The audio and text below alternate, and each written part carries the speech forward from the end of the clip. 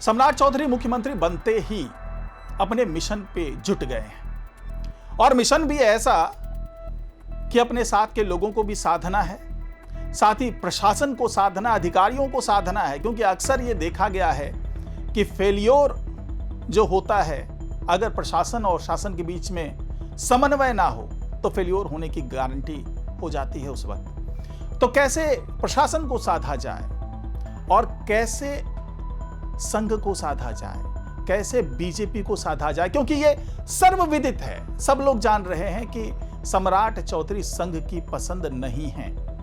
तो आखिरकार वो क्या करने वाले हैं और अपने साथ के लोगों को भी कैसे साधेंगे, सब कुछ बताने वाला हूं मैं आज की इस रिपोर्ट में, तो इसे आखिर तक जरूर देखिएगा।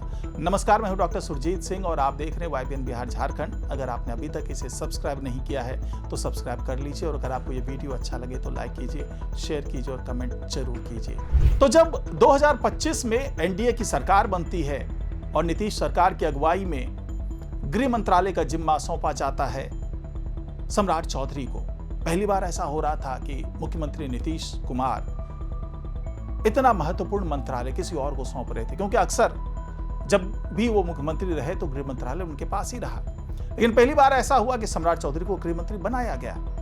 और गृह मंत्री बनने के बाद उन्होंने जो भी अपना तेवर दिखाया, जिस तरीके से पूरे पुलिस प्रशासन को नचाना शुरू किया और अपराधियों में, माफिया में खौफ देखा गया, लोग सरेंडर करते नजर आए, एनकाउंटर, हाफ एनकाउंटर का दौर चला, नक्सलवाद पर शिकंजा कसा गया, नक्सलवाद खत्म करने की बात हो गई, सब कुछ होता रहा।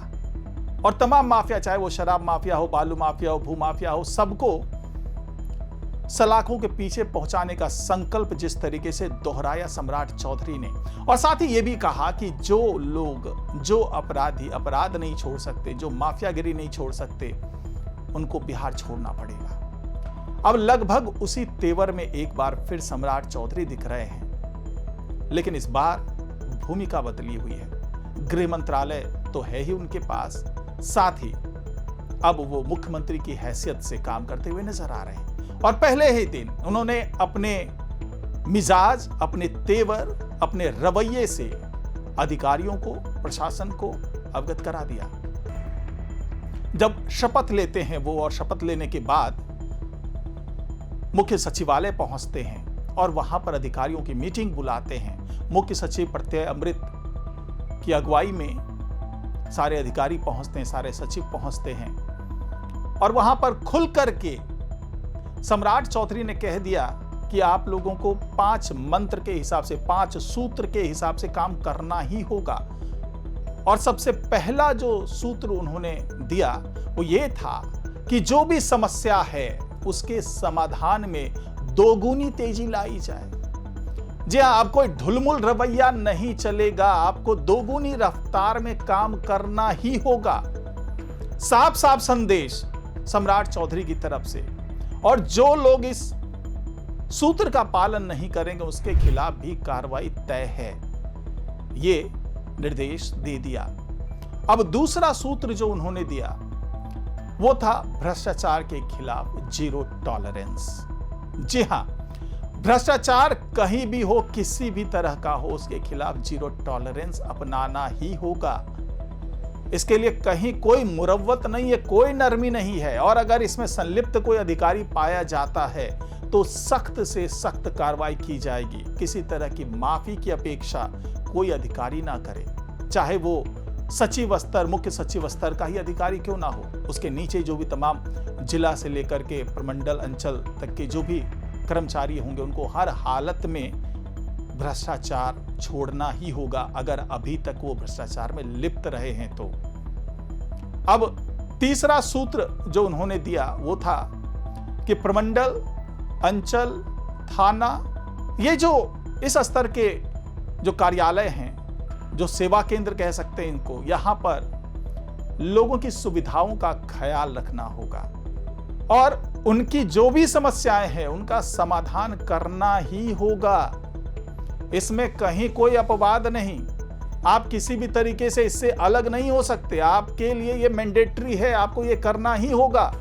साफ साफ आदेश। और इसके पीछे की जो सोच है वो मैं आपको बता दूं, इसके पीछे की सोच विजय सिन्हा जो कि नाराज बताए जा रहे हैं सम्राट चौधरी से, तो सम्राट चौधरी ने इस बात का जरूर ख्याल रखा कि जो मिशन चलाया है विजय सिन्हा ने उसमें कहीं नरमी ना आए।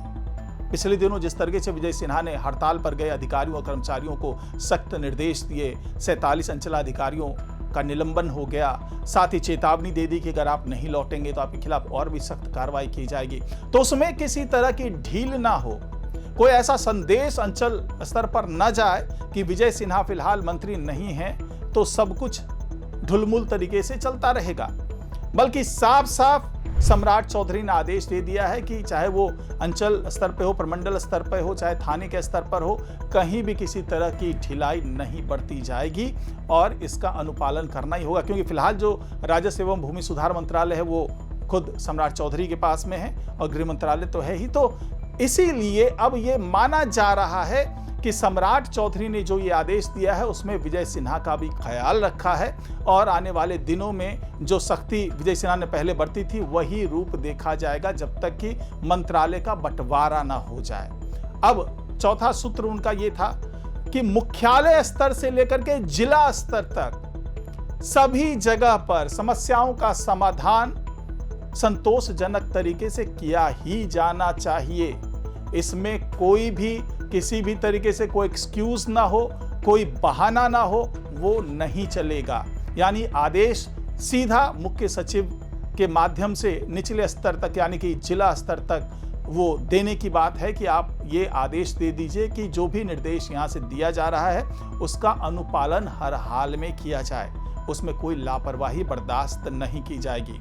अब पांचवा सूत्र था वो ये था कि एक तरीके से अगर आप इसको समझना चाहें तो शासन और प्रशासन दोनों के बीच में समन्वय कैसे हो, दोनों के बीच में एकता कैसे आए, दोनों साथ मिलकर के किस फॉर्मूले के तहत काम कर सकते हैं ताकि बिहार के विकास को और तेजी से आगे बढ़ाया जा सके। तो इसके लिए भी अधिकारियों को साफ साफ आदेश दे दिया गया है, क्योंकि अक्सर ये देखा गया है कि शासन और प्रशासन के बीच में मतभेद और टकराव के कारण बहुत सी चीजें प्रभावित होती हैं, जो कि पिछले दिनों देखने को मिला था। राजस्व एवं भूमि सुधार मंत्रालय और उनके जो अधिकारियों के बीच में जो टकराव देखा गया, जिस तरीके से मुखर होकर के विजय सिन्हा ने कहा कि भाई अधिकारी भी अगर किसी तरह से भ्रष्टाचार करते हैं या मिलीभगत करते हैं माफिया के साथ में तो उनके खिलाफ भी कार्रवाई होगी, उनके खिलाफ भी FIR दर्ज होगा। उसके बाद से तमाम अधिकारी हड़ताल पर चले गए थे तमाम मांगों को लेकर के। 9 मार्च से लेकर के अभी तक टकराव का ही रास्ता दिख रहा है और उसके कारण एक बड़ा समय जो है 9 मार्च से लेकर के अब अप्रैल गुजर चुका है, 1 महीने से ज्यादा का समय हो चुका है और अभी तक वो टकराव लगातार कायम है और उससे जो जनहित से जुड़े हुए मुद्दे हैं, जो लोगों की समस्याओं से जुड़े हुए मुद्दे हैं, वो पूरी तरीके से प्रभावित हो रहा है। तो इस तरह की चीजें आगे ना हो इसके लिए साफ साफ ताकीद कर दिया है सम्राट चौधरी ने।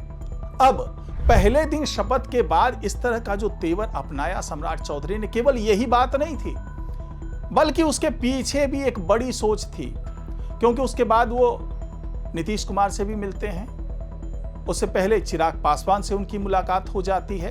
यानी कि देखिए एनडीए के 2 बड़े घटक दल के साथ वो मुलाकात कर चुके होते हैं। नीतीश कुमार से तो जाकर के आशीर्वाद लेते हैं, क्योंकि सब कुछ नीतीश कुमार की इच्छा के हिसाब से हुआ और अगर नीतीश कुमार नहीं चाहते तो सम्राट चौधरी आज मुख्यमंत्री नहीं होते।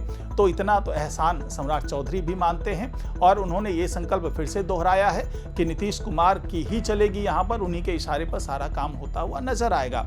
और दूसरी तरफ चिराग पासवान के पास भी गए, उनसे भी मुलाकात की 5 देश रत्न मार्ग में और वहां पर जाकर के उनसे भी बातचीत करके अब दोनों के बीच में क्या बात हुई ये तो आने वाले दिनों में सब चीज़ खुल करके सामने आएगी। हो सकता है कि भाई चिराग पासवान ने अपने पार्टी के लिए मंत्रालय की भी बात की हो सकता है कि उन्होंने एक संदेश भी देने की कोशिश की हो कि किस तरीके से बिहार में आगे एनडीए की सरकार चलनी चाहिए और उसमें जो LJPR है उसकी क्या भूमिका होगी, चिराग पासवान क्या क्या चाहते हैं कि उनके मंत्रालय को प्रोवाइड किया जाए, ताकि जिस तरीके से नीतीश सरकार में उनको जो मंत्रालय मिले उसको आगे कैसे बढ़ाना है, आगे काम कैसे होना, तो इन सब चीज़ों को लेकर के बातचीत हुई होगी। और सबसे महत्वपूर्ण जो था वो ये था कि वो संघ के कार्यालय पहुंचते हैं, क्योंकि सम्राट चौधरी को यह बात पता है कि संघ नहीं चाहता था कि वो मुख्यमंत्री बने।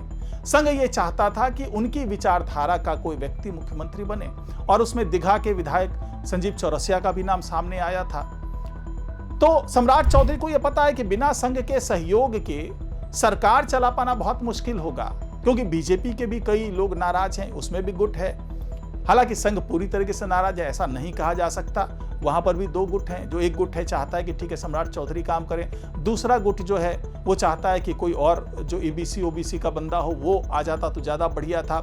हालांकि जो जातीय समीकरण है, यहाँ पर लवकुश समुदाय का जो समीकरण बन रहा है उसमें सम्राट चौधरी की एक बड़ी भागीदारी हो सकती है। कुशवाहा समुदाय अगर साथ में जुड़ रहा है तो वो एक विन विन सिचुएशन बीजेपी के लिए बनता नजर आ रहा है, क्योंकि ये एक बड़ा वोट बैंक है जिस पर जेडीयू का कब्जा है, नीतीश कुमार का कब्जा है। अगर उसमें कोई सेंध बीजेपी लगा लेती है, सम्राट चौधरी को बड़ा नेता बना देती है, तो इसका असर आने वाले दिनों में जो राजनीतिक फायदा है वो मिलता हुआ बीजेपी को नजर आएगा।